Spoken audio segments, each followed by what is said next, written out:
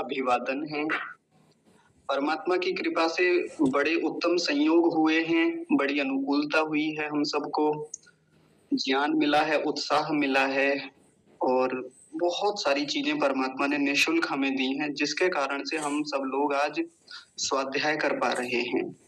तो प्रभु की इन कृपाओं के प्रति ये जो अनुकंपाएं हैं, ये महिमा है उनकी, इसके प्रति मन में बहुत सारी कृतज्ञता हम बनाकर रखेंगे। सभी लोग एक अनुकूल और व्यवस्थित आसन में बैठ जाएंगे। यह देख लेंगे कि जब तक हमारी यह कक्षा चलेगी तब तक हम इसका जो गंभीर विषय है, उपासना विषय, उस पर ही ध्यान को लगाए रखने का पूरा प्रयास करेंगे। और जिन कारणों से ध्यान हमारा इधर उधर जाता है, थोड़ा बहुत जाए तो कोई समस्या नहीं है, लेकिन अब बार बार जाता है तो उन सब चीजों को रोकने का प्रयास करेंगे।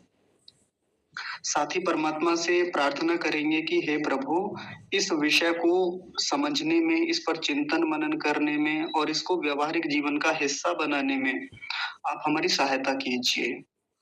तो ऐसी उत्तम और शुद्ध भावनाओं के साथ हम सभी लोग मिलकर परमात्मा की स्तुति, प्रार्थना और उपासना पूर्वक एक वेद मंत्र का उच्चारण करेंगे।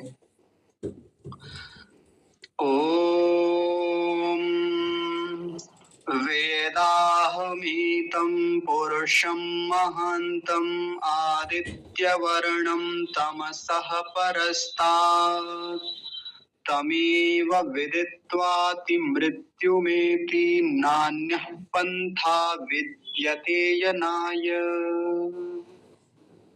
हे प्रभु, कार्यमिदं सफलं निर्विघ्नं सुसंपन्नं भवेत्। तो आप सभी का कक्षा में फिर से स्वागत है। एक बार हम सभी लोग आर्योद्देश्य रत्नमाला पुस्तक का स्वाध्याय कर रहे थे। तो उस विषय को आगे बढ़ाने से पहले जो माताजी कह रही थी, वीना माताजी, की जैसे कई बार होता है कि एक बार तो मुझे व्यक्तिगत नमस्ते करते हैं, एक बार कहते हैं कि सभी को सादर नमस्ते जी। तो इसमें कौन सा ठीक है, कैसे करें? कुछ लोग बोल भी नहीं पाते, कई बार नमस्ते नहीं कर पाते। कुछ लोगों का ऐसा होता है कि जैसे बाद में प्रश्नोत्तर होते हैं उस समय नमस्ते करते हैं। जैसे मैंने किसी का नाम लिया, किसी ने प्रश्न पूछना है तो अब उन्होंने अपना माइक खोला और सबसे पहले नमस्ते करते हैं, फिर अपनी बात आगे बढ़ाते हैं। तो मैं तो कहता हूँ कि सबको एक बार में कर लिया जाए, वो सबसे बढ़िया है। सभी को सादर नमस्ते जी, वो मेरे लिए भी हो गई, वो एक छोटे से बच्चे जो हैं कक्षा में उनके लिए भी हो गई, और बड़े हैं सबके लिए हो जाएगी। और नमस्ते का मतलब आएगा, इसी पुस्तक में भी आएगा कि नमस्ते का तात्पर्य क्या होता है, सबसे अंत में आएगा। लेकिन 100वीं परिभाषा वो ही है, अभी 26वीं चल रही है, एक चौथाई हिस्सा हुआ है तो समय लगेगा, कम से कम और लग जाएंगे हमारे 25-30 दिन शायद लग जाए, कह नहीं सकते जितना दिन भी लगेगा, लेकिन नमस्ते को भी समझेंगे हम विस्तार से। तो सबको कर ले एक बार में, वो सबसे अच्छा है। ठीक है, तो फिर आगे बढ़ते हैं। आज का जो हमारा विषय है, आज का जो सिद्धांत है, जो परिभाषा है, वो है उपासना को लेकर के। इससे पहले 25 परिभाषाएं हमने देख ली हैं। देखिए जल्दी कितनी विस्तार से हमने की है, लेकिन फिर भी 25 हमने पूरी कर ली हैं। तो आज 26वीं परिभाषा है उपासना। और मुझे लगता है अभी तक का एक ऐसा बड़ा महत्वपूर्ण विषय है जो हमारे जीवन का हिस्सा भी है, जिसको लेके बहुत सारे प्रश्न भी मन में रहते हैं। तो आज हम इस विषय पर विस्तार से बात करेंगे। चर्चाएं तो खूब होती रही हैं, लेकिन आज इसको अच्छे से देखेंगे। तो परिभाषा देखिए कितनी प्यारी लिखी है। जिस करके ईश्वर ही के आनंद स्वरूप में अपने आत्मा को मग्न करना होता है, उसको उपासना कहते हैं। एक पंक्ति में बात पूरी कर दी। आज कुछ ऐसा है ही नहीं कि बहुत बारीकी से समझना पड़े इस चीज को या एक एक शब्द को देखना पड़े। बस अपनी आत्मा को यानी स्वयं को परमात्मा के आनंद में मग्न करने को उपासना कहते हैं। इतनी सी बात है कहने को तो, लेकिन जब इस पर बातें होती हैं, चर्चाएं होती हैं, और भी गंभीर बात कि जब इस पर हम काम करना शुरू करते हैं, मतलब अपने जीवन में जब उपासना को शुरू करते हैं, वो जीवन का सबसे कठिन काम है। जैसे मैं प्रायः कहता रहता हूँ कि बच्चे पालना इस संसार का सबसे कठिन काम है। हाँ, बच्चे को बड़ा करना, उसका निर्माण करना, वो एक इस संसार का सबसे कठिन काम मैं उसको मानता हूँ। लेकिन वो भौतिक दृष्टि से कहता हूँ मैं उस काम को। उसके अलावा यदि आध्यात्मिक दृष्टि से भी देखें और भौतिक दृष्टि से भी किसी एक काम को उठा लें कि संसार का सबसे कठिन काम कौन-सा है? तो वो काम है ये वाला, उपासना। क्योंकि ये उपासना एक ऐसा कर्म है, एक ऐसी व्यवस्था है, जिससे हमारे जीवन का सबसे बड़ा लक्ष्य सिद्ध होना है। अगर आपके पास एक पुस्तक हो ऋग्वेदादि भाष्य भूमिका, तो उस ऋग्वेदादि भाष्य भूमिका में 14वां जो अध्याय है, 14वां जो चैप्टर है, उस 14वें अध्याय में एक विषय है, विषय का नाम है उपासना विषय। बिल्कुल इसी विषय को लेकर है। वैसे विस्तार से आप पढ़ेंगे तो ये विषय और स्पष्ट होगा, लेकिन उसकी कुछ महत्वपूर्ण बातें मैं आपके सामने साझा करूंगा। उसमें एक स्थान पर ऋषि लिखते हैं, मुक्ति का उत्तम साधन उपासना है। देखिए कितनी गंभीर बात लिखी, मुक्ति का सबसे उत्तम साधन उपासना है। इसलिए जो विद्वान लोग हैं वे सब जगत और सब मनुष्यों के हृदय में व्याप्त ईश्वर की उपासना रीति से अपने आत्मा के साथ युक्त करते हैं। कितनी गंभीर बात कही है कि ये जो उपासना है ये एक ऐसा साधन है जिसको लेकर के हम मुक्ति को प्राप्त करते हैं।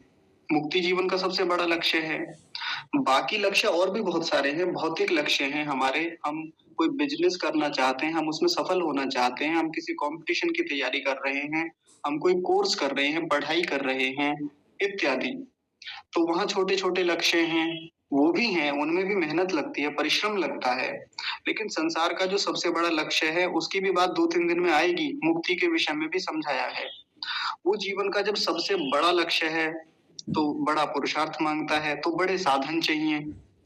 भाई लक्ष्य बड़ा होगा तो साधन भी तो उसके लिए बड़े ही चाहिए ना। तो वैसा ही एक बड़ा साधन बताया उपासना। अब जब इतना बड़ा साधन है, महत्वपूर्ण साधन है, तो फिर इसको गंभीरता से समझना चाहिए।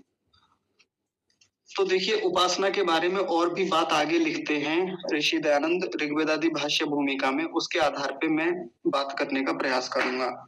पहले यही समझते हैं इसी परिभाषा को ही जो लिखी हुई है सामने। कह रहे हैं कि ईश्वर ही के आनंद स्वरूप में अपने आत्मा को मग्न करना होता है। अब ये बड़ी गंभीर बात है कि ईश्वर ही क्यों लिखा?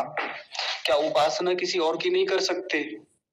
हमारे हिंदू धर्म में तो बहुत सारे ईश्वर हैं, बहुत सारे देवी देवता हैं, किसी की भी उपासना कर लो। ऐसा कहा जाता है ना कि भाई मन में श्रद्धा होनी चाहिए, इसकी भी कर लो, उसकी भी कर लो, मजार पे चले जाओ, किसी की कब्र पे चले जाओ, मुल्ला जी के पास चले जाओ, उपासना तो किसी की भी हो सकती है। हमारे यहाँ तो ऐसे चलता है जी हिंदुओं में।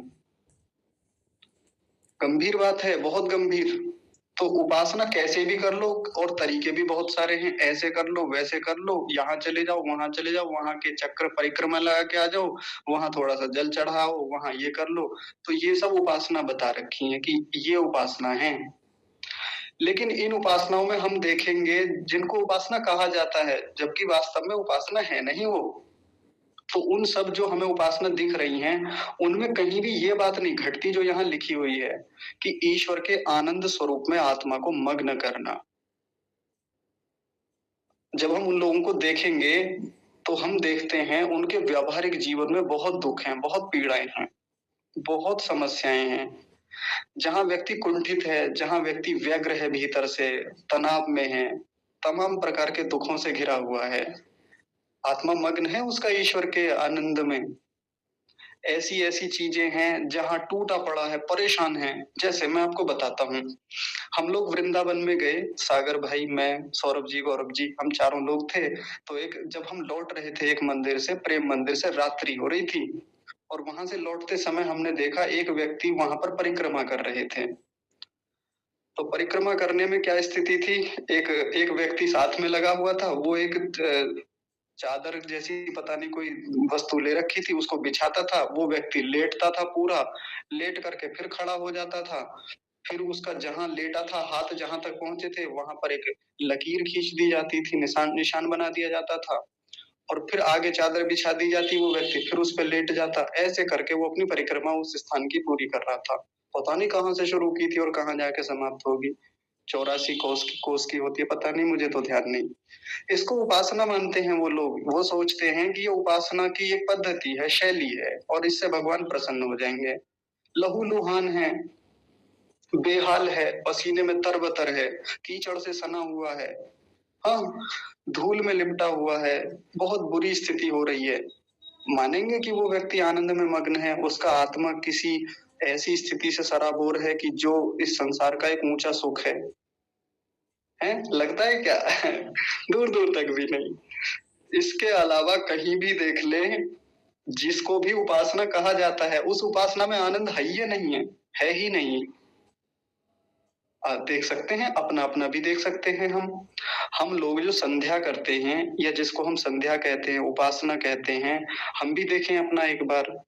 जब हम प्रातः काल उपासना के लिए बैठते हैं या शाम को बैठते हैं, तो उस उपासना को करते समय या उपासना के बाद क्या हमको ऐसी अनुभूतियां होती हैं कि हाँ, आज आनंद की अनुभूति हुई, आज परमेश्वर का जो वो सुख स्वरूप है ना, वो जो उत्तम आनंद स्वरूप है, आज हमने महसूस किया है, आज हमने उसको प्रत्यक्ष किया है, देखा है, भोगा है। ऐसा कितने लोगों को लगता है? अपना अपना देख लेना चाहिए हम सबको। कहीं उपासना केवल इस आधार पे तो नहीं चल रही है, या केवल ऐसी तो नहीं चल रही है कि जी एक संकल्प ले रखा है। जैसे संकल्प होता है सब लोगों का अपना अपना कि प्रतिदिन उपासना करेंगे, छोड़ेंगे नहीं, चाहे कुछ भी हो जाए, हर परिस्थिति में उपासना करेंगे। बहुत बढ़िया संकल्प है, नहीं छोड़नी चाहिए, करनी चाहिए। लेकिन यदि पूरी संकल्प शक्ति के साथ उपासना में आगे तो बढ़ रहे हैं, लेकिन उपासना से मिल कुछ नहीं रहा है। जब इसको मुक्ति का सर्वोत्तम साधन बताया, सबसे उत्तम साधन है, तो उत्तम साधन जब ये हमारे पास है, तो इससे लाभ भी तो हो कुछ, और विशिष्ट लाभ हो, तब तो माने कि हाँ जी उपासना है, उपासना चल रही है जीवन में। अब देखिए यहाँ जैसे अब तक हम पीछे देख रहे थे, एक शब्द हमने देखा था स्तुति, और स्तुति का फल देखा था। फिर देखा प्रार्थना, प्रार्थना का फल भी देखा था। लेकिन अब जो ये उपासना की बात यहाँ चल रही है, इसमें उपासना तो बताई गई है कि उपासना ये है, लेकिन उपासना का फल नहीं बताया ऋषि ने। आगे भी अगली परिभाषाएं आएंगी, लेकिन फल नहीं बताया। क्यों नहीं बताया? ये फल ही तो लिखा हुआ है। इससे बढ़ के और आत्मा को क्या चाहिए बताइए? जब स्तुति का हमने फल देखा था, तो क्या क्या बताया था फल? कि स्तुति करने से जिस पदार्थ की स्तुति की जा रही है, उसमें उसमें प्रीति होती है। और प्रार्थना का फल क्या बताया था? कि निरभिमानिता आती है जीवन में, अभिमान दूर होता है, आत्मा में आर्द्रता आती है, और अत्यंत प्रीति होती है हमारी।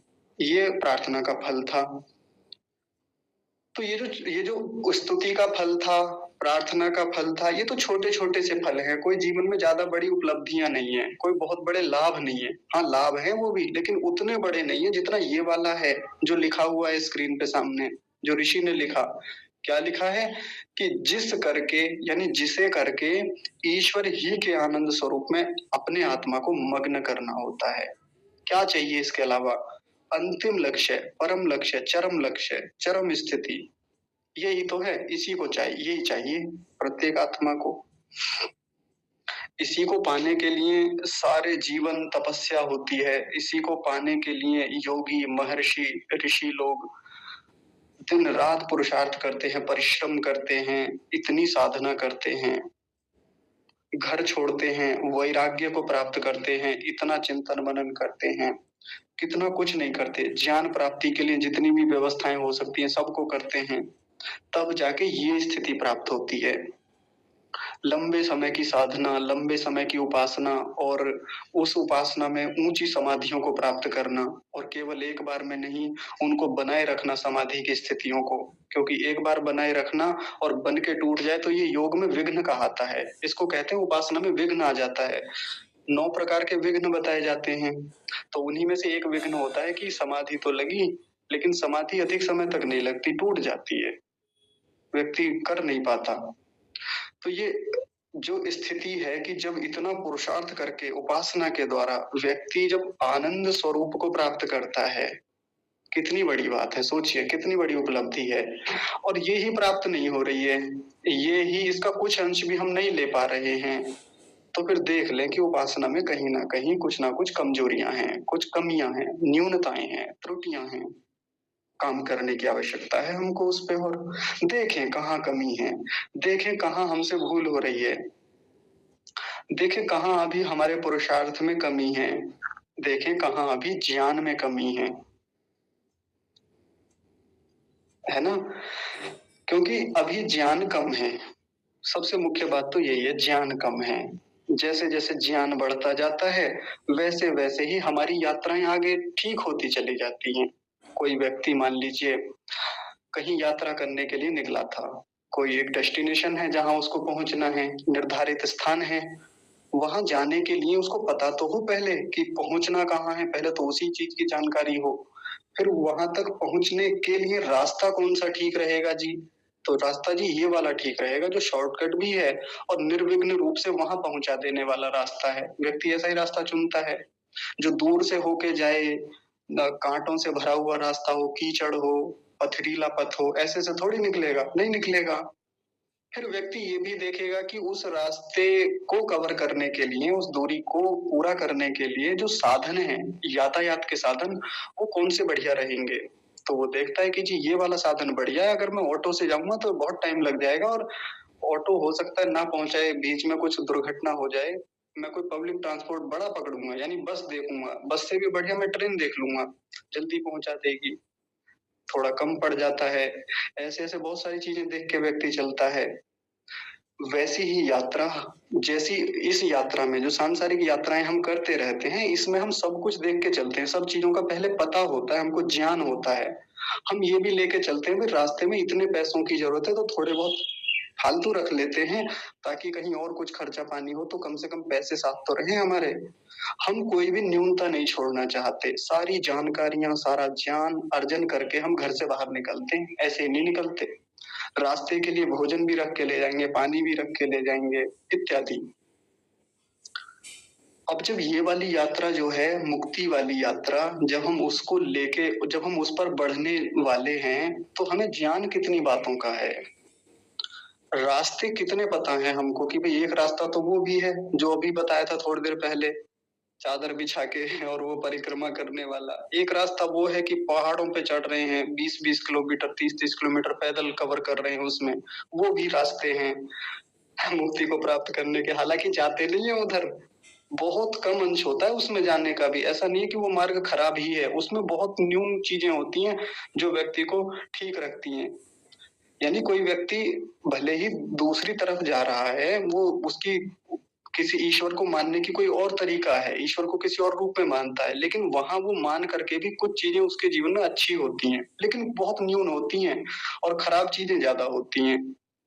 न्यून चीजें अच्छी कैसे होती हैं, मान लीजिए जब कोई व्यक्ति कहीं तीर्थ विशेष पे जाता है, जिसको आजकल तीर्थ माना जाता है, तो ऐसे में व्यक्ति बड़ी पवित्र भावना से घर से निकलता है, किसी का बुरा नहीं करूंगा, किसी की चोरी नहीं करूंगा, क्योंकि अब मैं तीर्थ करने जा रहा हूँ, अब मैं वहां जा रहा हूँ, तो इसलिए अब मैं गलत बातों का विचार नहीं करूंगा, किसी के साथ छल कपट, झूठ, चोरी, डकैती, लूटपाट नहीं करूंगा, मांस नहीं खाऊंगा, ये नहीं खाऊंगा जी, शराब नहीं पीऊंगा, इतने दिन तक बीड़ी नहीं पीऊंगा, सिगरेट नहीं पीऊंगा, ये अच्छी बातें हैं।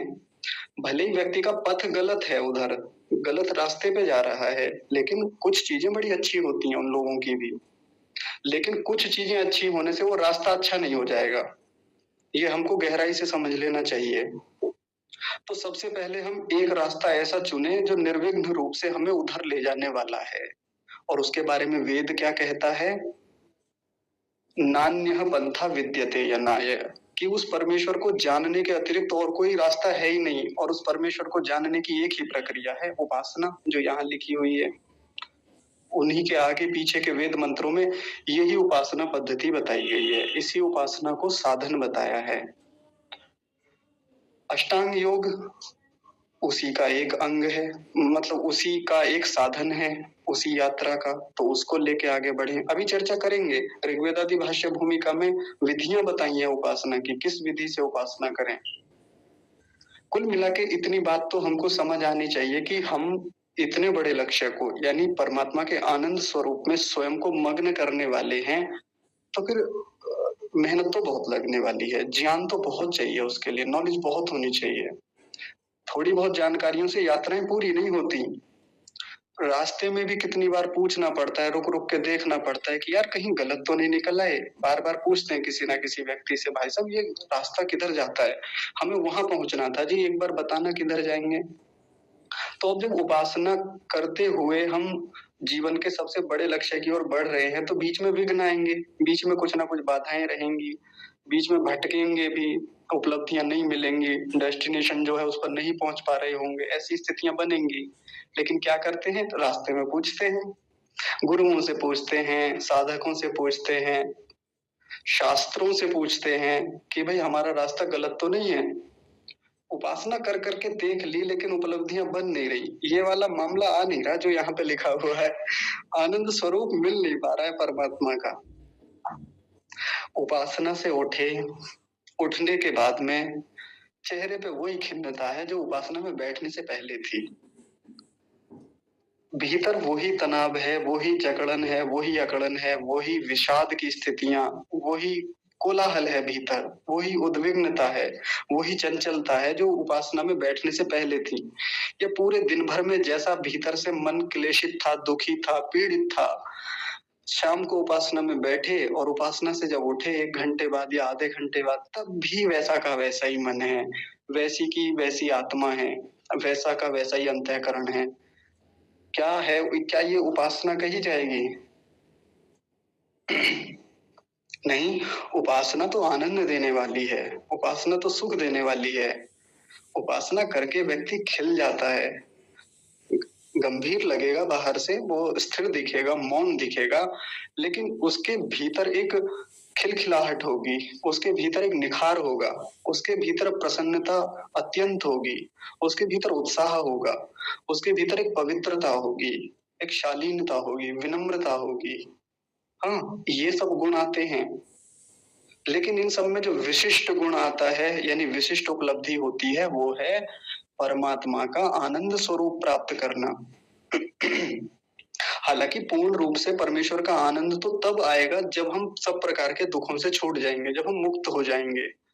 लेकिन न्यून अंशों में, थोड़े थोड़े अंशों में, जैसी जैसी जिसकी उपासना में गति होती है, वैसे वैसे परमात्मा का ये आनंद स्वरूप हमको प्राप्त होता रहता है। खूब लोग इसका आनंद लेते हैं जो अच्छी स्थितियों में उपासना कर रहे हैं, अच्छी गति से आगे बढ़ रहे हैं।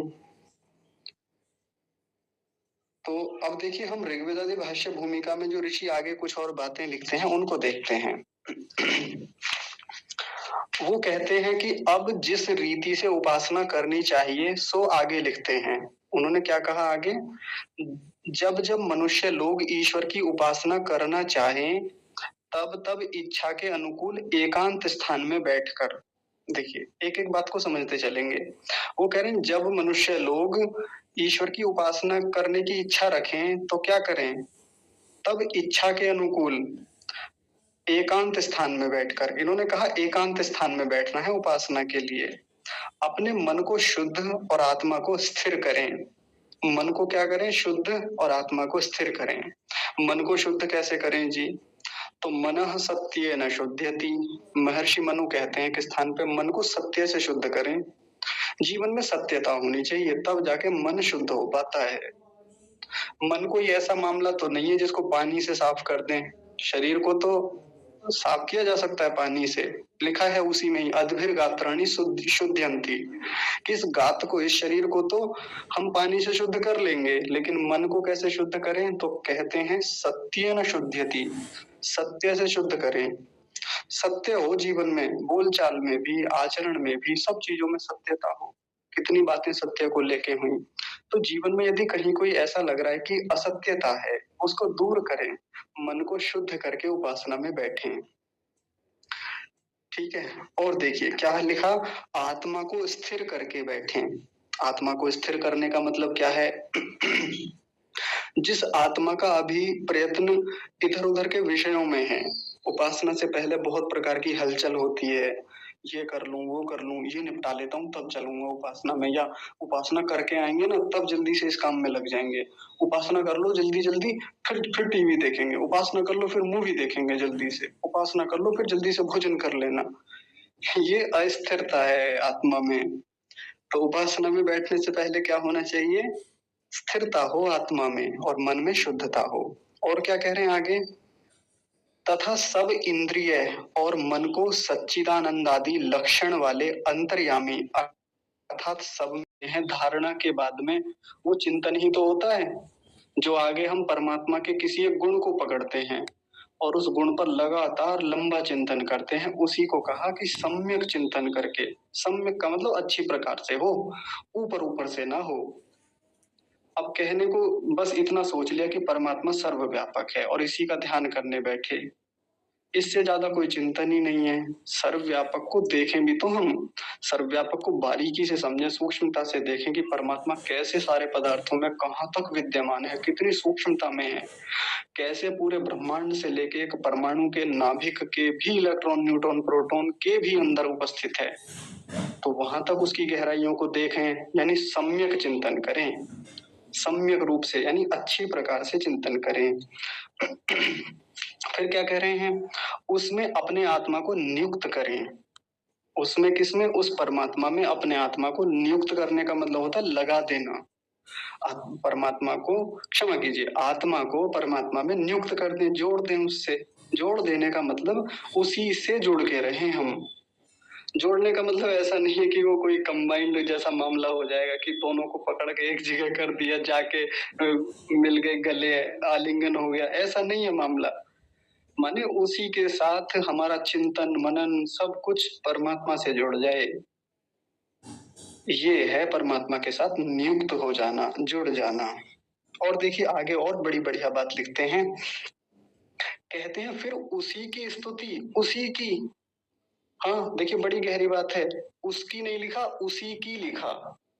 उसी की लिखने का मतलब क्या है कि किसी और की स्तुति ना करें वहां बैठ के कि मेरा बेटा तो बड़ा महान है, मेरा बेटा तो इस संसार का सबसे सुंदर बेटा है, मेरा घर तो जो है पूरा बंगला है अपने आप में, इसके जैसा घर तो पूरे गांव में नहीं है, पूरे शहर में नहीं है। ऐसी स्तुतियां ना चलें फिर भीतर बैठ के। स्तुति किसकी हो? उसी की, यानी परमात्मा की।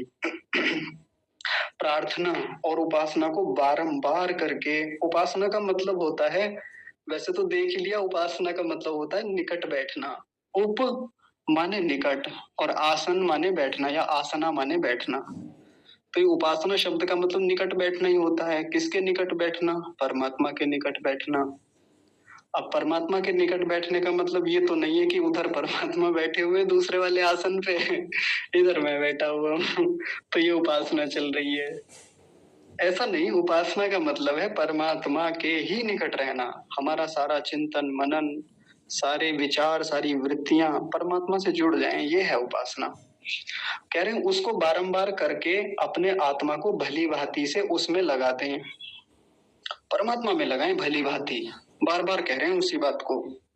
आत्मा को सब प्रकार से, सब वृत्तियों से हटा करके, इधर उधर के विचारों से हटा के, अशुद्धताओं से हटा करके कहाँ नियुक्त कर दें? परमात्मा में नियुक्त कर दें। ये उपासना करने की रीति बता रहे हैं, उपासना की एक विधि बता रहे हैं। फिर कह रहे हैं देखिए आगे और बड़ी बात बताई, एक और रास्ता बता रहे हैं इसी में ही। उसकी रीति पतंजलि मुनि के किए योग शास्त्र और उन्हीं सूत्रों के वेद व्यास मुनि के किए भाष्य के प्रमाणों से लिखते हैं। तो परमात्मा की प्राप्ति के लिए या उपासना की सबसे अच्छी रीति कहाँ बताई? योग दर्शन में। योग दर्शन में जो महर्षि पतंजलि ने योग सूत्र लिखे और फिर उन सूत्रों का जो व्यास भाष्य महर्षि व्यास ने किया, तो देखिए वहां क्या लिखा हुआ है। पहला ही सूत्र, क्षमा कीजिए दूसरा सूत्र है योग दर्शन का प्रथम पाद का, योगश्चित्त वृत्ति निरोधः। और उसका अर्थ देखिए ऋषि क्या करते हैं, ऋषि दयानंद, चित्त की वृत्तियों को सब बुराइयों से हटा के शुभ गुणों में स्थिर करके परमेश्वर के समीप में मोक्ष को प्राप्त करने को योग कहते हैं। क्या बताया, ध्यान से सुनेंगे। चित्त की वृत्तियां जो हैं, वृत्तियां किसे कहते हैं? विचारों को कहते हैं। हमारे भीतर जितना कुछ चलता रहता है, बाहर से लेते रहते हैं, भीतर जाता रहता है, ये सब वृत्तियां कहलाती हैं। तो इन वृत्तियों को बुराइयों से रोक के, हटा के, जितनी भी प्रकार की बुराइयां हैं, जितने भी प्रकार के क्लेश हैं, जितने भी प्रकार की अशुद्धताएं हैं, उनसे रोक करके, हटा करके, शुभ गुणों में स्थिर करके, उत्तम उत्तम गुणों में स्थिर करना है स्वयं को। सत्यता नाम का एक बड़ा अच्छा गुण है, उसमें स्थिर करें। अहिंसा नाम का एक बड़ा उत्तम गुण है, उसमें स्थिर करें। विद्या प्राप्ति एक बड़ा अच्छा गुण है, उसमें स्थिर करें।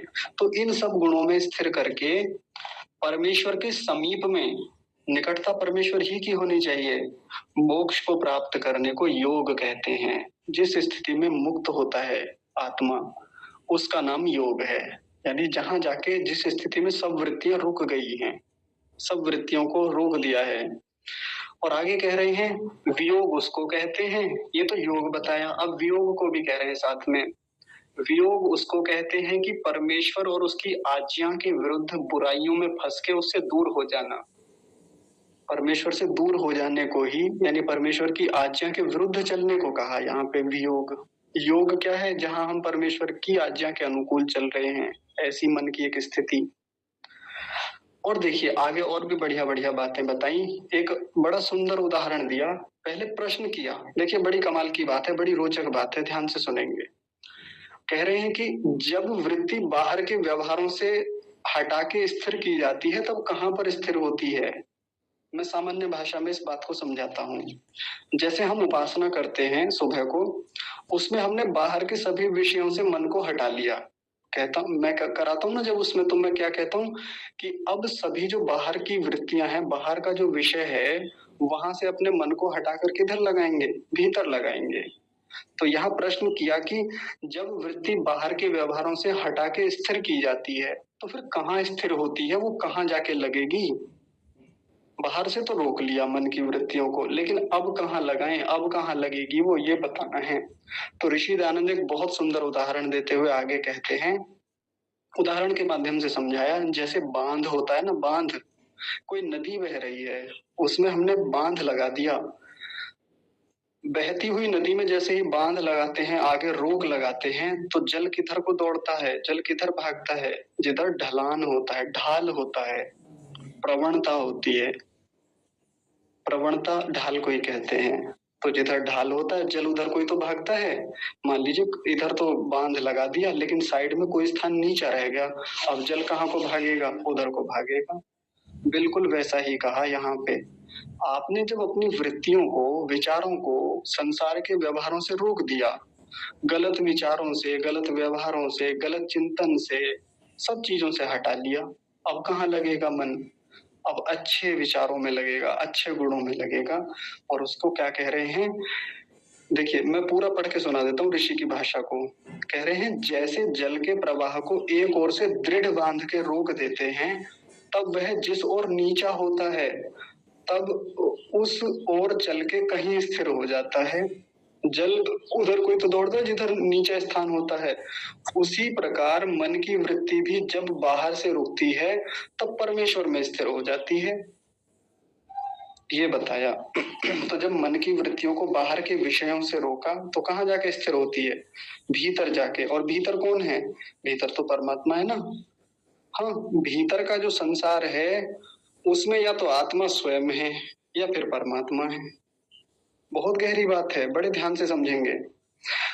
हमने मन की वृत्तियों को, मन के विचारों को, या अपनी जो यात्रा है उसको बाहर के इस संसार से रोक दिया, बांध लगा दिया उस पे। अब उधर विचार जाएगा ही नहीं हमारा।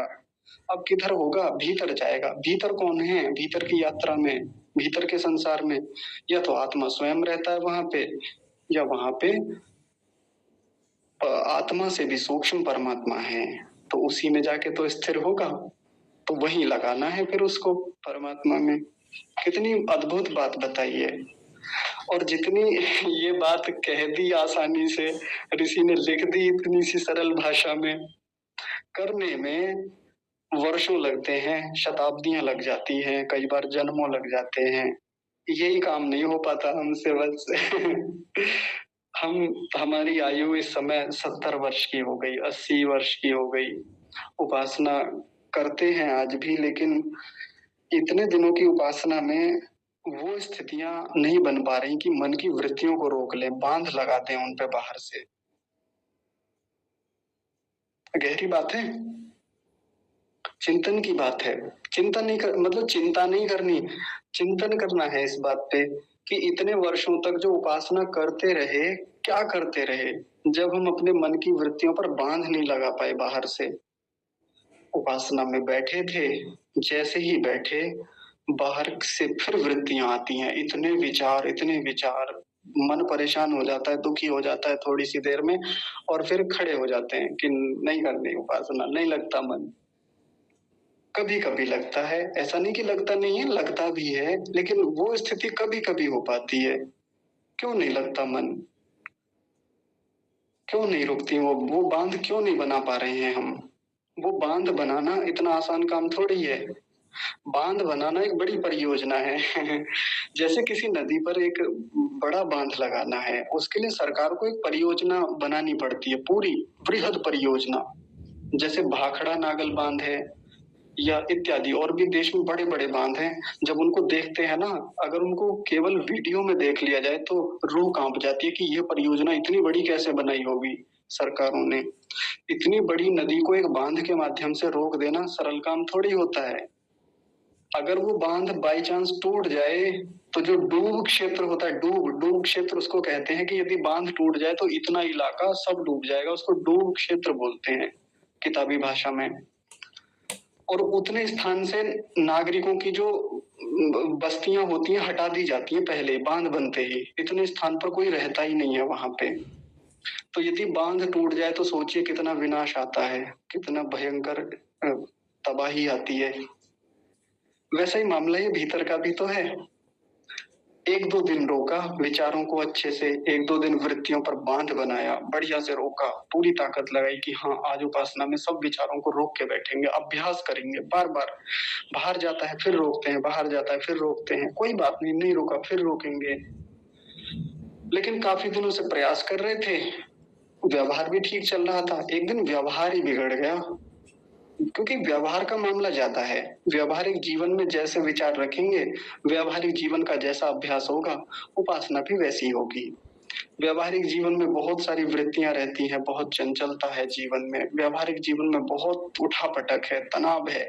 तो उपासना में क्या आएगा, यही तो आएगा ना भाई। ऐसा थोड़ी है कि आप व्यवहारिक जीवन में तो रोते चिल्लाते रहे, क्रोधित होते रहे, उछल कूद थी, बहुत चंचलता थी, व्यग्रता थी, उत्कंठाएं थी। तो उपासना में क्या शांति मिल पाएगी, नहीं मिल पाएगी। तो बाई चांस मान लीजिए एक दिन व्यवहार बिगड़ गया हमारा, और वो कई दिन बिगड़ा रहा, तो भीतर जो बांध इतने दिन बना के रखा हुआ था, जब वृत्तियों को रोका था बुरे कामों से, बुरे विचारों से, उपासना में बांध टूटेगा।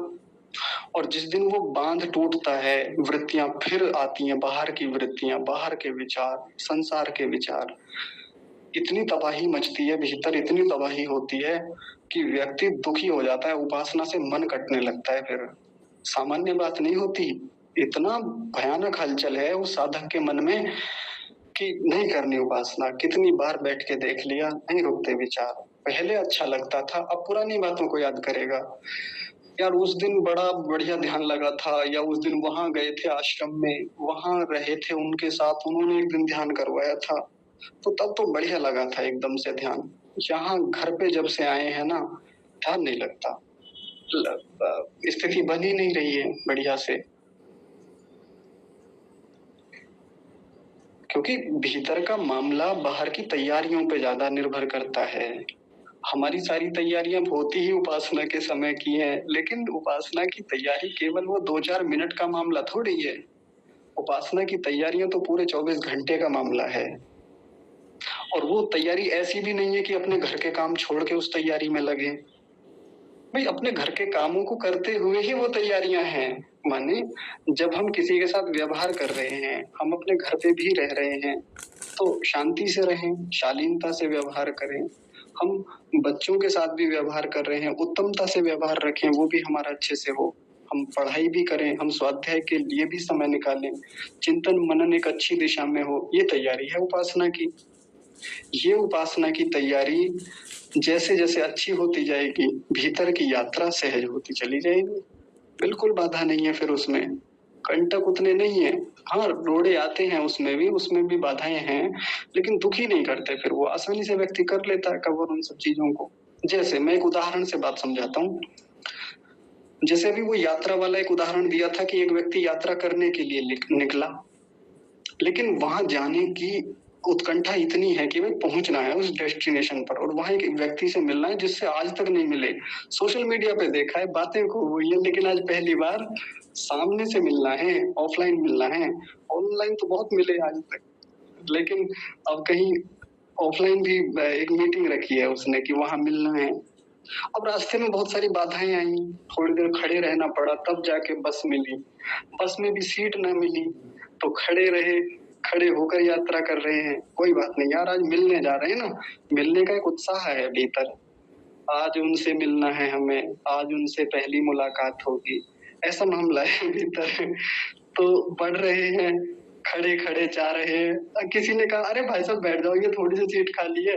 अरे कोई बात नहीं, कोई नहीं, खड़े खड़े जाएंगे। खूब होता है ऐसा, सबके साथ होता है। आगे जाके बस ने पहले ही उतार दिया, जहां उतारना था वहां नहीं उतारा। अरे कोई बात नहीं, यहाँ से ऑटो पकड़ लेंगे। व्यक्ति यही सोचता रहता, अरे कोई बात नहीं, थोड़ा लेट पहुंचेंगे लेकिन आज उनसे मिलना है हमें। ऐसे करके फिर वहां से ऑटो भी पकड़ा, ऑटो ने भी पहले उतार दिया, तो पैदल ही रगड़ रहे हैं। पैदल जब जा रहे हैं तो रास्ते में धूप भी है, प्यास भी लग रही है, बहुत सारी चीजें हैं, बहुत सारी बाधाएं हैं, लेकिन मिलने की उत्कंठा इतनी तीव्र है कि उन बाधाओं को व्यक्ति सहन करता चला जाता है। तो यदि उपासना में हमारा लक्ष्य क्लियर है, उससे मिलना है, वो चीज प्राप्त करनी है, तो सोचिए, विचार कीजिए। रास्ते में जो बाधाएं आएंगी, व्यक्ति के भीतर उत्साह होगा कि नहीं होगा? आज तो उत्साह ही नहीं है अपनी साधना को लेके। क्यों? क्योंकि वो डेस्टिनेशन क्लियर नहीं है। वहां डेस्टिनेशन पे किससे मिलना है, कौन है जो बैठा हुआ है वहां हमारे लिए, कौन सी वो स्थिति है जो हमें आनंदित कर देगी, कौन सी ऐसी स्थिति है जो जीवन की सर्वोच्च उपलब्धि है, ऐसा है ही नहीं मामला। तो फिर उत्साह होगा कि उत्साह गिरेगा, व्यक्ति निरुत्साहित होगा, निरुत्साहित रहेगा, डिमोटिवेट होके बैठेगा उपासना में, और उपासना में थोड़ी सी बाधा आएगी, वहीं विचलित हो जाएगा। इसलिए मार्ग क्लियर रहे, स्पष्ट रहे, तो फिर मजा आएगा, उसमें आगे बढ़ने में भी आनंद आएगा। एक और उदाहरण से समझ लेते हैं बात को, वह एक आसान सा उदाहरण। अगर ये उदाहरण हम अपनी उपासना पे अप्लाई कर लेना, तो देखिए यात्रा बहुत सरल हो जाएगी, उसमें बाधाएं उतनी नहीं रहेंगी। उदाहरण समझते हैं। जैसे मान लीजिए मैं 12वीं कक्षा की इस बार मैंने परीक्षाएं दी, बोर्ड की, और मैं इस बार पूरे उत्तर प्रदेश में टॉपर रहा। अपने पूरे क्षमा कीजिए, अपने पूरे स्टेट में टॉपर था मैं। जब मैं पूरे स्टेट में टॉपर हुआ तो नाम खूब दूर दूर तक गया। मुख्यमंत्री जी ने मेरा नाम मेधावी छात्रों की सूची में सबसे ऊपर रखा और मुझको सम्मानित करने के लिए सूची भेजी, और मेरे पास निमंत्रण आया कि आपको लखनऊ आना है, आपको सम्मानित किया जाएगा आपको, और पहले ही बता दिया कि आपको 1 लाख रुपए का एक चेक मिलेगा, साथ में आपको ये सर्टिफिकेट दिया जाएगा मुख्यमंत्री जी की ओर से, एक लैपटॉप मिलेगा, ये मिलेगा, सारी बातें, और मुख्यमंत्री जी से मिलने का अवसर मिलेगा। ये छोटी उपलब्धि थोड़ी है, बहुत बड़ी उपलब्धि है, बड़ी बात है। व्यक्ति ने पूरी मेहनत की, परीक्षा के लिए एक बड़ी उपलब्धि प्राप्त की, और फिर ऐसा करके मुख्यमंत्री जी की ओर से निमंत्रण मिल गया इसको। एक समय निश्चित है कि उस समय तक आपको पहुंचना ही पहुंचना है, सुबह 8 बजे तक पहुंच जाना। मैं यहाँ से लखनऊ से 400 किलोमीटर दूर रहता हूँ, हमारे यहाँ से लखनऊ 400 किलोमीटर दूर है। कैसे जाएं? पहले दिन सूचना मिली है, सुबह को 8 बजे पहुंचना है, या तो पहले दिन पहुंचा जाए, टाइम उतना बचा नहीं है। लेकिन मैं कुछ भी करके सारी व्यवस्थाएं तीव्रता से करने में जुटा हुआ हूँ, हर व्यवस्था जुटाई है। क्यों? मैं क्यों जुटा रहा हूँ ये सब व्यवस्थाएं? क्यों? मैंने एक गाड़ी बुक की, तुरंत गाड़ी बुक की वहां के लिए। गाड़ी वाला आमतौर पे 400 किलोमीटर के मान लीजिए 2,000 रुपए ले रहा था, मान लीजिए केवल, मैं कम ही बता रहा हूँ। लेकिन उस दिन उसने 5,000 मांगे। कहने लगे जी इतने से कम में बात नहीं बनेगी। कोई बात नहीं, क्योंकि मुझे वो 1 लाख का चेक दिख रहा है ऊपर। बात आ रही समझ में? मैं अब 2-4 हजार के लिए इससे झगड़ ही ले रहा हूँ कि भाई तब तो तुमने 2 हजार लिए थे उस दिन जब तुम लखनऊ गए थे, आज तुम 5 हजार काहे मांग रहे हो बे? तो हम इसलिए नहीं लड़ झगड़ रहे हैं क्योंकि हमें वहाँ 1 लाख रुपए दिख रहे हैं, एक लैपटॉप दिख रहा है प्रधानमंत्री जी की ओर से मिलने के लिए से मिलने वाला, साथ में प्रधानमंत्री जी से मिलने वाली एक स्थिति दिख रही है। अच्छा मैं प्रधानमंत्री बोल रहा हूँ क्या गलती से? हाँ मुख्यमंत्री। तो और क्या है, मुख्यमंत्री जी के साथ फोटो खिंचवाने का एक अवसर मिलेगा। इतनी सारी चीजें मुझको वहां डेस्टिनेशन पे दिख रही हैं। तो ये जो रास्ते की बाधाएं हैं, जो ड्राइवर ऐसी बातें कर रहा है, रास्ते में और भी कुछ चीजें बाधाएं आएंगी। अभी खाना आज शाम का खाया ही नहीं जी, कोई बात नहीं, अरे कल खा लेंगे, कल दोपहर वहीं जाके खाएंगे मुख्यमंत्री जी के पास ही। तो भूखा भी है व्यक्ति, ढेर सारी बातें हैं, लेकिन बाधाएं दिखती थोड़ी है, ये वाली बाधाएं दिखती नहीं। उसको व्यक्ति को वो दिख रहा है वहां पे सामने वाली स्थिति, वो जो लक्ष्य है, वहां जाके फोटो खींचेगा, फोटो फिर सोशल मीडिया पे डालूंगा या डालूंगी और फिर लोगों के प्रशंसा मिलेगी, कमेंट्स मिलेंगे या बहुत सारे और भी कॉम्प्लीमेंट्स मिलेंगे कि देखो सामान्य बालक थोड़ी है ये सामान्य बालिका थोड़ी है, यूपी टॉपर है भाई। और यूपी टॉपर होना सामान्य बात थोड़ी होती है। तो वैसे एक साधक की यात्रा होती है, भले ही वो नाम नहीं चाहता, उसकी एक दूसरी यात्रा है, उसको दूसरी चीजें दिख रही हैं अपने डेस्टिनेशन पे, तो वो उस बड़ी चीज को पाने के लिए रास्ते में आने वाली बाधाओं को ज्यादा ज्यादा उनसे घबराता नहीं है, ज्यादा दुखी नहीं होता और बढ़ता चला जाता है धूमधाम से। तो हम उन बाधाओं को, हम सबसे पहले उस डेस्टिनेशन को देखें जो यहाँ इस परिभाषा में लिखा हुआ है, आनंद स्वरूप में अपने आत्मा को मग्न करना होता है। आप विचार कीजिए, एक चीज का छोटी सी बात है, जिस दिन हमारी उपासना बहुत अच्छी हुई, मान लीजिए किसी दिन सुबह को जल्दी उठ गए थे, सारे चीजों से निवृत्त होकर उपासना में बैठे, उपासना उस दिन बढ़िया से हुई, 1 घंटा कब निकल गया पता ही नहीं चला। उपासना से जब उठे तो ऐसी स्थिति बनी हुई थी कि सराबोर हैं आनंद में, एक अलग ही स्थिति है। कोई लगता है कि पारलौकिक कोई वस्तु मिल गई जो इस लोक की है ही नहीं कोई वो विशेष प्रकार का एक आनंद है, एक अनुभूति है, ऐसा मामला है भीतर का। अब उस स्थिति को पाने के बाद में व्यक्ति बाद में वो ना मिले, मान लीजिए वो बाद में स्थिति ना मिले कई दिनों तक, एक दिन मिली थी, अब बार बार उसको याद करके एक तड़प सी बनी रहती है भीतर कि भाई वो उस दिन जो अनुभूति हुई थी वो नहीं बन पा रही है, वो मिल जाए, काश वो मिल जाए, वो ही चाहता हूँ, उसी की इच्छा है। तो जिस दिन ऐसा होने लगेगा ना कि एक बार वो स्थिति बनी थी जब आत्मा परमात्मा में जुड़ गया था, उनके साथ बड़ा आंतरिक संबंध हो गया था, उनके सुख स्वरूप को मैंने भोगा था, तो ये चीज भी हमको सहायक बनती है आगे। हमारी पिछली उपलब्धियां हमारे आगे की स्थितियों को बनाने में सहायक होती हैं। पीछे किसी व्यक्ति ने उपासना में बड़ी अच्छी स्थितियां प्राप्त की, तो अब उन्हीं को याद कर करके, उन्हीं की स्मृतियां कर करके व्यक्ति आगे बढ़ता है। इसी का लाभ होता है। हमें पुरानी उपलब्धियों को पकड़ पकड़ के आगे की यात्रा को और अच्छा करना होता है। हमेशा नए अनुभव नहीं बनते कि आज ही नई प्रैक्टिस शुरू करनी है हर दिन की उपासना में। पिछली उपासना की उपलब्धियों को भी आधार बना के आगे बढ़ना होता है। तो ऐसा हम सबको करना चाहिए। और आगे देखिए बस 2-4 बातें और हैं जो इसमें ऋषि दयानंद ने बता रखी हैं। वैसे तो एक लंबा विषय है, आप खुद पढ़ेंगे उस ऋग्वेदादि भाष्य भूमिका को तो बहुत सारी बातें और भी क्लियर होंगी, लेकिन देखिए और क्या कहा इसमें।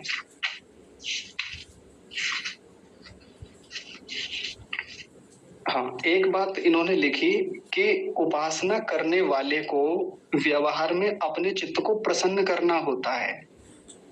पहले बहुत सारी बातें और भी लिख रखी है, वो मैंने छोड़ दी अभी, थोड़ी अलग की बातें हैं तो उपासना से संबंधित, लेकिन उनको समझने और समझाने में बहुत टाइम लगेगा। तो अब क्या लिख रहे हैं कि उपासना करने वाले को व्यवहार में अपने चित्त को प्रसन्न करना होता है, सो कहते हैं। तो उसके लिए महर्षि पतंजलि के योग दर्शन का एक सूत्र दिया। और ये वो सूत्र है जो हमारी कक्षा का आधारभूत सूत्र हुआ करता था कभी, जिसको आधार बना के कक्षा आज तक चलती है। वो क्या है? चित्त प्रसादनम। चित्त का प्रसादन हो, मन की प्रसन्नता के लिए कुछ उपाय हैं वहां पे। जब मैंने पहली बार इस सूत्र को पढ़ा था, मैत्री करुणा मुदितोपेक्षाणाम सुख दुख पुण्य पुण्य विषयाणाम भावना तश्चित्त प्रसादनम, तो वहां एक बात पढ़ने को मिली और समझने को मिली अपने गुरुओं से कि एक साधक को प्रसन्न होना ही चाहिए, कुछ भी करके किसी भी स्थिति में। वो कैसे प्रसन्न रहे, तो उसके लिए उपाय बताए हैं कि ऐसे ऐसे प्रसन्न रहे। यदि कोई उपासक प्रसन्न नहीं है, जीवन में व्यग्रता बहुत है, विषाद दुख की स्थितियां बहुत हैं, नहीं बढ़ सकता आगे। इसलिए ऋषि दयानंद ने भी देखिए सपोर्ट किया उस बात को। उन्होंने भी उसी को कोट करके यहाँ पे बताया कि उपासना करने वाले को व्यवहार में अपने चित्त को प्रसन्न रखना होता है। अब ये चित्त प्रसन्न कैसे रहे, तो उपाय बताया, मैत्री करुणा मुदितोपेक्षाणाम। मैत्री करे, किससे करे? सुखी लोगों से। और मैत्री करे वो एक अलग बात है, लेकिन मूल रूप से कहा मैत्री की भावना जरूर करे। सीधे सीधे मैत्री ना हो किसी से कोई बात नहीं, लेकिन मैत्री की भावना जरूर रखे। किसके प्रति? सुखी लोगों के प्रति, जो सुख विषय वाले हैं उनमें मैत्री की भावना रखे। कोई व्यक्ति हमारे समाज में हो सकता है, कोई एक बहुत बड़ा सुखी व्यक्ति है, बहुत अच्छी स्थितियों वाला है, अच्छे स्टेटस वाला है, उसके प्रति मैत्री की भावना रखें। हम क्यों जलें उससे, क्यों दुखी हों उसकी सफलता को देख के। मान लीजिए उदाहरण से समझते हैं, एक व्यक्ति ने कोई बिजनेस शुरू किया, बिजनेस बहुत बढ़िया से उसका धूमधाम से आगे बढ़ा, और वो इतना बढ़ा कि उसने उस व्यक्ति ने बहुत उन्नति की। अच्छा व्यक्ति है वो। जब उसकी उन्नति हो रही थी, उसने बहुत बड़ा घर बना लिया, खूब सारी गाड़ियां ले ली, घर में भी खूब सारे नौकर हो गए इत्यादि, बहुत बड़ा स्टेटस उसका बन गया। अब ऐसे में मैं उससे जलन ना करूं प्रायः जलन होती है लोगों को, यार हम तो यही रह गए, ये हमारे साथ ही पढ़ा था और ये देखो कहाँ पहुंच गया। ऐसा होता है ना कई बार, दो लोग साथ साथ पढ़े, साथ साथ रहे बचपन में, लेकिन एक व्यक्ति उनमें बहुत ऊंची स्थितियों में निकल गया, बड़ा बिजनेसमैन बन गया, कहीं सेलेक्ट हो गया या कहीं बहुत ऊंची स्थितियों में पहुंच गया, तो ऐसे में जलन होनी लगभग स्वाभाविक रहती है। स्वाभाविक सी बात है, ये कोई ऐसा नहीं है कि कोई बहुत रेयर केस है, रेयर बात नहीं है, बहुत सामान्य सी बात है, होता है। अब मैं क्यों जलूं उस व्यक्ति से जिसका सिलेक्शन हुआ या जिसका बिजनेस एक बहुत अच्छी स्थिति में पहुंच गया है? प्रसन्न रहें, मैत्री की भावना रखें कि यार है तो अपना ही व्यक्ति, है तो अपना ही दोस्त, और अपना दोस्त भी नहीं है, अपना जानने वाला भी नहीं है, सामान्य पड़ोसी है हमारा, सामान्य रूप से कहीं दूर भी रहता है, पता चल गया कहीं से। खुश रहें, प्रसन्न रहें, बढ़िया है। क्यों जलना, क्यों अपने चित्त को अप्रसन्न करना? सीधी सी बात है, योग दर्शन में लिखी है ये बात इतनी व्यवहारिक बात। सिद्धांत के साथ व्यवहार को समझाने का सबसे उत्तम साधन है योग, सबसे उत्तम शास्त्र है योग दर्शन, जो सिद्धांत भी बताता है और व्यवहार भी सिखाता है हमको। नहीं तो बाकी बहुत सारे शास्त्र मिलेंगे जिनमें केवल सिद्धांत की बातें हैं, जिनमें केवल कुछ नियम हैं, कुछ और बातें हैं, लेकिन योग दर्शन एक ऐसा शास्त्र है जो व्यवहार भी सिखा रहा है हमको, और सामान्य व्यवहार की बातें एकदम अपने घर अपने समाज की बातें हैं। देखिए ऐसा करने से मन प्रसन्न रहता है। मैत्री की भावना रखें। मेरे एक दोस्त हैं, मैं आपको अपना उदाहरण बताता हूँ। बचपन से हम साथ पढ़े यहाँ गांव में ही, तो उनके पिताजी फौज में थे, तो फौज का कुछ अनुभव रहा उनका, और उसके आधार पे उसका लाभ उन हमारे मित्र को मिला। कुछ लाभ जो मिला फौज की ओर से मिलता हुआ, कोई कोटा वगैरह, मुझे जानकारी नहीं उस बात की। तो हम तो ग्रेजुएशन में जब तक गए तब तक उनका सिलेक्शन हो गया था आर्मी में, और आज वो राजस्थान में कहीं सेना में हैं, आंतरिक रूप से जो सेना काम करती है हमारी, उसमें सेना में उनकी ड्यूटी है, बढ़िया से आते हैं गाँव में। मैं जब भी देखता हूँ उनको तो मन प्रसन्न हो जाता है उनको देख के, जबकि होना क्या चाहिए अगर मैं सांसारिक दृष्टि से देखूं यार हम तो यहाँ घास खोद रहे हैं खेत में यार हम तो यहाँ खेत में धूप में मर रहे हैं, और इन्हें देखो यार, मतलब दो दो गाड़ियां हैं घर में, एक वो कौन सी रॉयल इनफील्ड, हम बोले हाँ रॉयल इनफील्ड है शायद, वो वाली बाइक है उनके पास, एक बड़ा अच्छा खासा स्टेटस है, बड़ा अच्छा घर बनाया हुआ है, ये स्थितियां हैं। तो एक तो जलने की ये स्थिति हो सकती थी, हम कहाँ पड़े हैं हमारी क्या स्थिति है और उनका स्टेटस देखें, एक तो ऐसे जल सकते थे हम, लेकिन जले नहीं। क्यों? क्योंकि योग दर्शन ने सिखा दिया था जलना नहीं है, दुखी नहीं होना उसको देख के, खुश रहो मजे में। तो जब भी मैं देखता हूँ उनको खुशी होती है, मिलते हैं हाथ मिलाते हैं, वो भी धूमधाम से हाथ मिलाते हैं। ना भी मिले हम लोग तो जब भी मुझे उनका ध्यान आता है कभी, मैं मन को प्रसन्न रखता हूँ, उनके प्रति मैत्री की भावना रखता हूँ। और ये भावना जो बनाई हुई है ये मेरी साधना में, उपासना में काम करती है। दूसरा साधन बताया करुणा। करुणा करें, किसके प्रति करें? दुखी लोगों के प्रति करुणा करें। करुणा कभी सुखी लोगों के प्रति थोड़ी होती है। एक सामने बड़ा धनाढ्य व्यक्ति है, उसके प्रति क्या करुणा कर ली? करुणा तो हमेशा दुखियों के प्रति होती है। सामने व्यक्ति दरिद्र है, हमारे घर के पास ही रहता है, बेचारे को कई बार खाने की स्थितियां नहीं बन पाती कि खाना भी टाइम से मिल पाए। बेचारा बहुत निर्धन है और साथ में शरीर से भी सही नहीं है, उसकी स्थितियां कमजोर है, दुर्बल है, कमा भी नहीं सकता। करुणा रखें उसके प्रति। करुणा कैसे रखें? जितना सहायता हो सके करें उसके प्रति। करुणा की भावना रखें जरूर मन में, भले ही सहायता ना कर पाए उसकी जाके, कई बार होता है हमारी भी स्थिति नहीं होती कि यार हम भी हेल्प कर पाए, सुन तो लिया कि करें, लेकिन करुणा की भावना रखें, भावना बनी रहे उसके प्रति। ये भी नहीं कि संवेदनाहीन हो जाए हम, या कोई और स्थिति की चलो छोड़ो, अरे मरने दो कोई दिक्कत नहीं, आगे आएगा ऐसा भी। तो ऐसे लोगों के प्रति उपेक्षा ना करें, इग्नोर ना करें ऐसे लोगों को, भले कर नहीं पा रहे उनके प्रति लेकिन मन में करुणा रखें। जैसे बांग्लादेश में इस समय हमारे अपने हिंदू भाइयों या बहनों या जो माताएं हैं उनकी स्थिति है, हम कुछ कर नहीं पा रहे उनके प्रति, दुखी लोग हैं वो, इस समय बहुत दुख में हैं, तो क्या करें? उनके प्रति करुणा की भावना रखें। आपको लगेगा कि ये करुणा की भावना चित्त को कैसे प्रसन्न रखेगी, ये तो बल्कि दुखी करेगी, किसी को लगेगा ना ये, लेकिन दुखी नहीं करती। जब हम ऐसे संवेदना रखते हैं किसी के प्रति, करुणा का भाव रखते हैं, भीतर से मन शांत होता है, मन सुकून में रहता है कि कम से कम हमारे भीतर वो संवेदना है तो उनके प्रति, हमने कुछ किया तो। कई बार हम सहायता भी तो करते हैं ना, जो करुणा के योग्य लोग होते हैं, करुणा के योग्य जीव जंतु होते हैं, और उस करुणा को करके, उनकी सहायता करके मन को जो प्रसन्नता होती है, अद्भुत होती है, अद्भुत। आप किसी भूखे व्यक्ति को जो काफी दिन से भूखा है और असहाय है, जब उसको भोजन दिया जाता है करुणा से, तब देखिए उसको भोजन करते देख के मन की क्या स्थिति होती है, बहुत प्रसन्न होता है। तो ऐसी हमको करुणा करनी चाहिए। लेकिन एक जो सावधानी मैं हमेशा रखता हूँ वो सबके लिए बड़ी ध्यान रखने वाली बात है, वो तो मैं विशेष बताऊंगा। वो क्या है कि करुणा तो हो लेकिन अत्यंत करुणा ना हो। ये अत्यंत करुणा बड़ी खराब स्थिति है। अत्यंत करुणा व्यक्ति को डुबा देती है। मन की प्रसन्नता तो छोड़िए, मन की प्रसन्नता तो बहुत दूर की बात हो जाती है, व्यक्ति हमेशा परेशान रहता है। हाँ बिल्कुल, राग में ले जाती है, सौरभ जी कह रहे हैं राग में ले जाती है। तो कई बार व्यक्ति इतना दुखी हो जाता है, इतना दुखी हो जाता है सामने वाले को परेशान देख के कि इतना दुखी वो नहीं है जितना ये हो जाता है। यहाँ लक्ष्य है मन की प्रसन्नता का, लक्ष्य ये नहीं है कि सामने वाले की सहायता ही की जाए, जितना हमारा सामर्थ्य है करें, बिल्कुल ताकत लगाएं उसके लिए। लेकिन यहाँ एक साधक के दृष्टिकोण से बात की जा रही है, और लक्ष्य क्या है? चित्त का प्रसादन होना। यदि चित्त का प्रसादन ही नहीं रहा तो उस व्यक्ति के प्रति रखी हुई सारी करुणा बेकार की बात है फिर।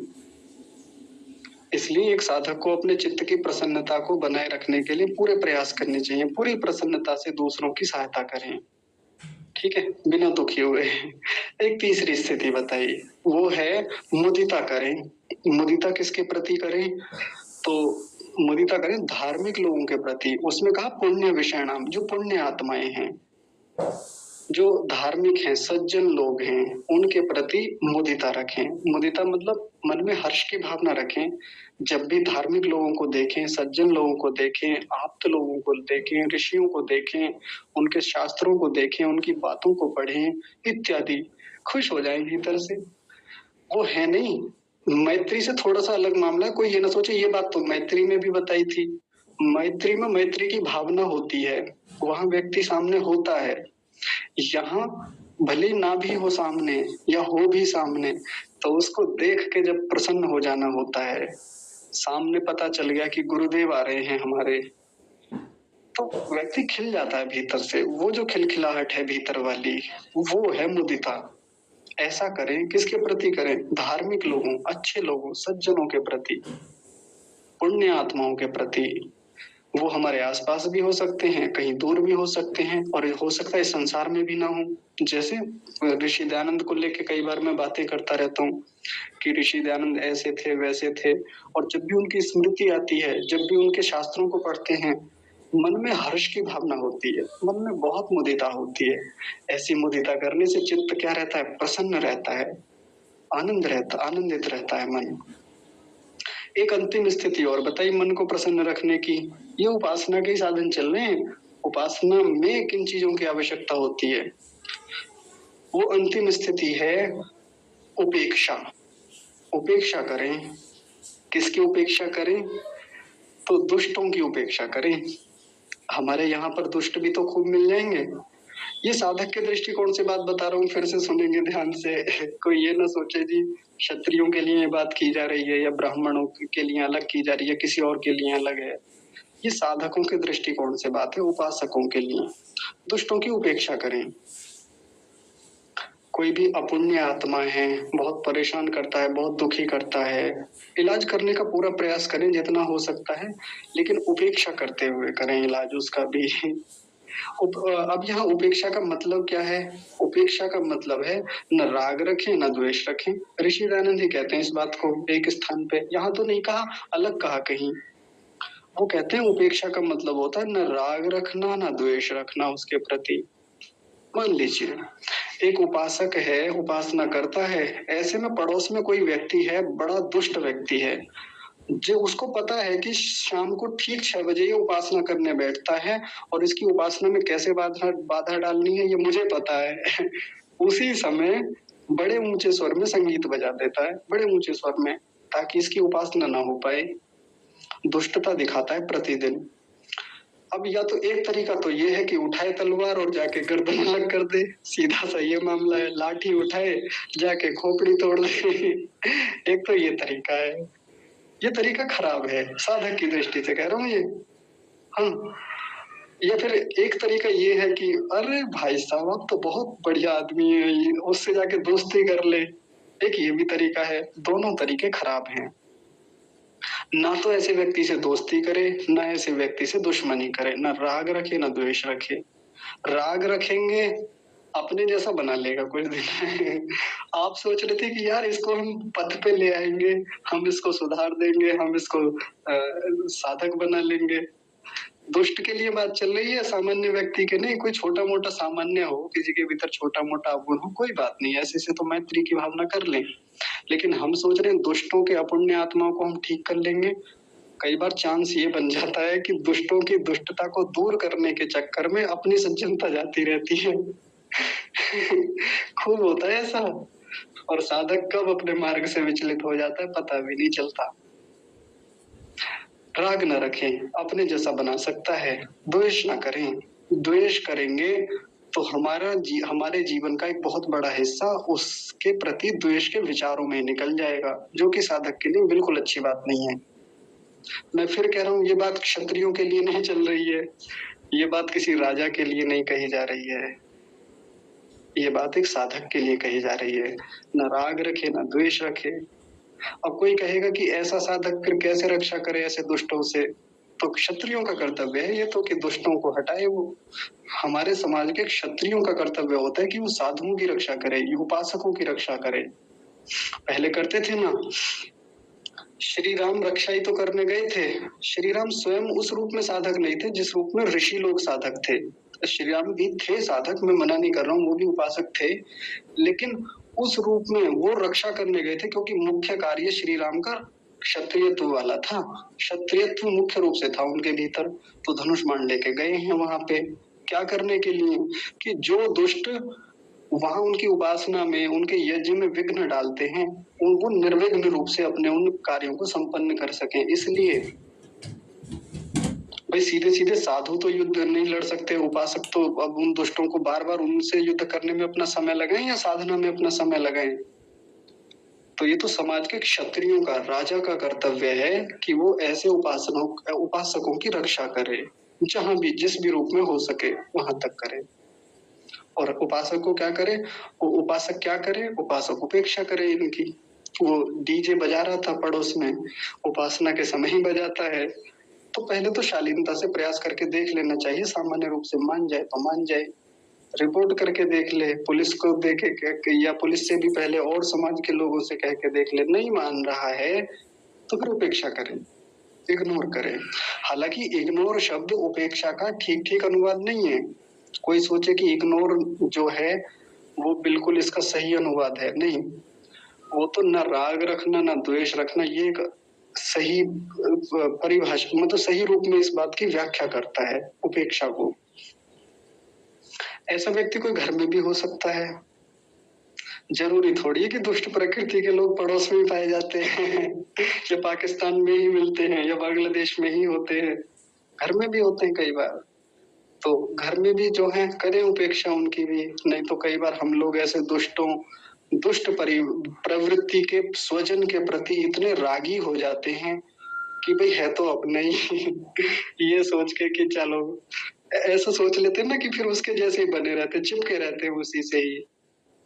मैं मना नहीं कर रहा हूँ कि उसके साथ नहीं रहना, या मैं मना नहीं कर रहा हूँ कि उसके साथ कोई व्यवहार नहीं रखना, उपेक्षा करें, व्यवहार कम कर दें ऐसे व्यक्ति के प्रति, और न दुश्मनी रखें। दुश्मनी रखेंगे तो फिर पूरे दिन का समय उसी के बारे में विचार करते करते निकल जाएगा कि कैसा दुष्ट व्यक्ति है, कैसा दुष्ट व्यक्ति है, इसी में चलता रहेगा पूरे दिन भर का विचार।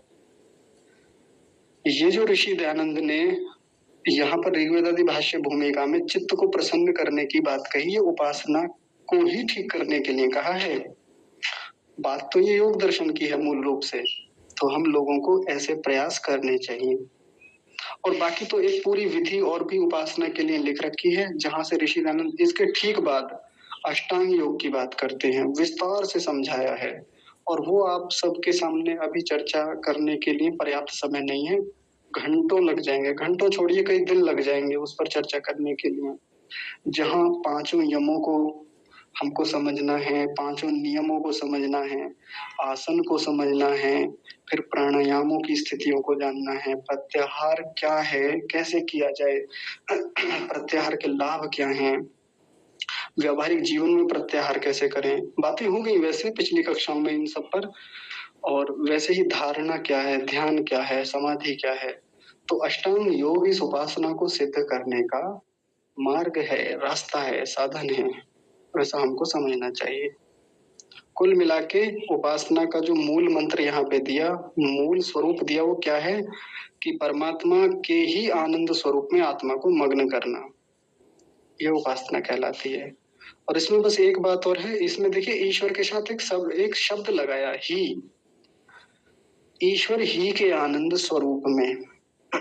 अभी जब हम पिछली परिभाषाएं देख रहे थे, स्तुति देखी, प्रार्थना देखी, तो स्तुति तो हम किसी की भी कर सकते हैं, जड़ की भी, चेतन की भी, अपनी भी और किसी दूसरे व्यक्ति की भी, किसी पशु की भी स्तुति की जा सकती है। कितना सुंदर मोर है, कितना प्यारा मोर है ना, देखो कितना सुनहरा चमक रहा है वो पक्षी, देखो कितनी आवाज उसकी उसकी सुंदर है।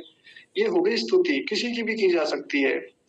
प्रार्थना, प्रार्थना किसी या तो मनुष्य से की जा सकती है या परमात्मा से। प्रार्थना कभी मोर से नहीं की जाएगी, प्रार्थना कभी सामने वाली दीवार से नहीं की जाएगी, प्रार्थना किसी गोबर, पत्थर, कागज, इन सब से नहीं की जाएगी। आप समझते हैं, प्रार्थना या तो परमात्मा से की जाएगी या मनुष्य से।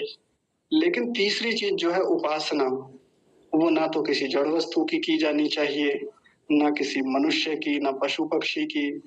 ईश्वर ही के आनंद स्वरूप में जब आत्मा को मग्न करना होता है, उसको उपासना कहते हैं। ये बात हमको बड़े ध्यान से समझ लेनी चाहिए सभी को। वैसे तो कक्षा के सदस्य सभी आर्य विचारधारा के ही हैं मुख्य रूप से, तो वो तो जानते हैं कि ईश्वर ही की उपासना करनी चाहिए। लेकिन कुछ कई बार ऐसी स्थितियों वाले भी होते हैं, कई बार नहीं ऐसे संस्कार मिले या ज्ञान में ऐसी बात नहीं आई कि भाई ईश्वर के अलावा हमें तो औरों की भी स्तुति सिखाई गई बचपन से, क्षमा कीजिए, औरों की भी उपासना करनी सिखाई गई कि है तो भगवान ही, ये भी तो भगवान ही, देखो वो भी तो भगवान ही है। तो उनकी भी कर लो, क्या दिक्कत है। तो बचपन से तो क्या क्या नहीं सिखाया गया। तो यदि ऐसा ज्ञान है किसी के भीतर तो मिथ्या ज्ञान है। परमात्मा को ठीक समझें, उसी के आनंद स्वरूप में स्वयं को मग्न करने के लिए निरंतर प्रयत्नशील रहें, यही उपासना है।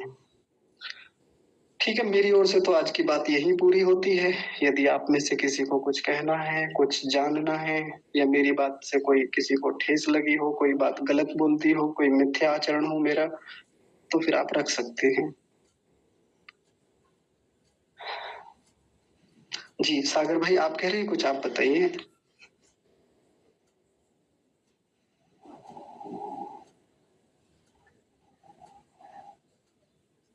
सागर भाई सो गए क्या?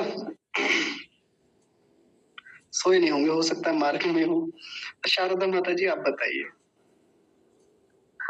आचार्य जी, जैसे उपासना का जो समय, जैसे 2 समय बैठना होता है, तो वो एकाग्रता तो लेकर आता है, नया चिंतन भी लेकर आता है, ये है। लेकिन जैसे मैं क्या कह रही थी, मैं दोबारा पूछती हूँ बाद में। हाँ जी जी, कोई बात नहीं, आप एक बार और देख लीजिए क्या था, कई बार हो जाता है प्रश्न इधर उधर। तब तो श्रीमान जी आप पूछिए। आचार्य जी, ये जो आपने बताया था ऋग्वेद आदि भाषा भूमिका, मुक्ति का उत्तम साधन उपासना है। हाँ जी, ये सेंटेंस पूरा करा दीजिए। तो क्या करें, मैं समझा नहीं। आपने एक कोटेशन बोली थी उसकी, ऋग्वेद आदि भाषा भूमिका, मुक्ति का उत्तम साधन उपासना है। हाँ जी, संस्कृत में बोले। तो इस वाक्य को पूरा बोलना है आगे तक। इसके आगे कुछ बोला था ऋग्वेद आदि भाषा। हाँ हाँ जी, ऋग्वेद भाषा भूमिका। मैं बोलता हूँ आगे सुन लीजिए। आप म्यूट करिए, शोर आ रहा है आपकी ओर से जी। म्यूट करने के बाद भी शोर आ रहा है। हाँ ठीक है। इसमें लिखा है मुक्ति का उत्तम साधन उपासना है। इसलिए जो विद्वान लोग हैं वे सब जगत और मनुष्यों के हृदयों में व्याप्त ईश्वर को उपासना रीति से अपने आत्मा के साथ युक्त करते हैं। आचार्य जी लिखवा दीजिए। अच्छा, लिखने में तो बहुत टाइम लग जाएगा। तो विद्वान लोग हैं, मैं टाइप करके भेज दूंगा आपको व्हाट्सएप पर। अच्छा जी, ठीक है जी। हाँ जी, ठीक है जी। आचार्य जी मुझे भी भेज देना। जी मैं ग्रुप में भेज दूंगा। ओके आचार्य जी।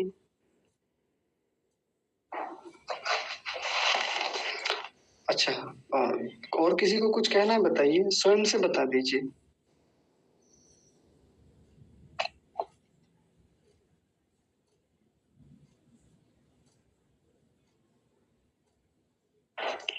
आचार्य जी आपका बहुत बहुत धन्यवाद, क्योंकि मैं अभी कक्षा से छुट्टी लेती हूँ, मैं बच्चों को नैतिक शिक्षा देने जाऊंगी। हाँ। तो आपका बहुत बहुत धन्यवाद, बहुत अच्छे से समझाया आपने। जी ठीक है माता जी, आप जाइए। आपका भी बहुत सारा धन्यवाद जो आप समय निकाल के कक्षा में जुड़ते हैं।